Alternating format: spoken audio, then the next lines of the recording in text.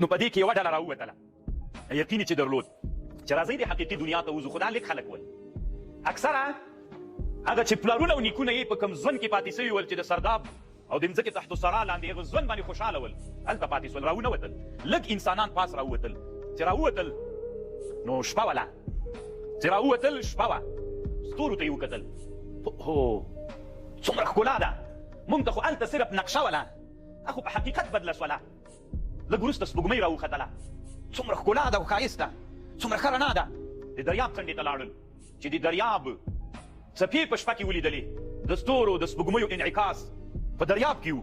سهار راوخوت، لمر راغی، هسې نادرې شعلې یې وهلې، ټوله مځکه چې د شپې تیاره و رڼا یې کړله.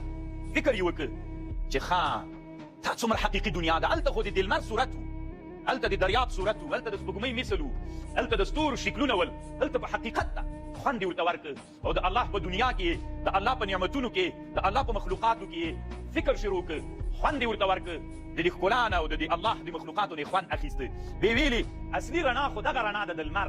هلته چې په سرداب کې کومه رڼا وله، کوم ښایست و او اور چې لګېده، دا اور خو اصل چې جوړ کړی ده لمر جوړ کړی. فکر یې وکړ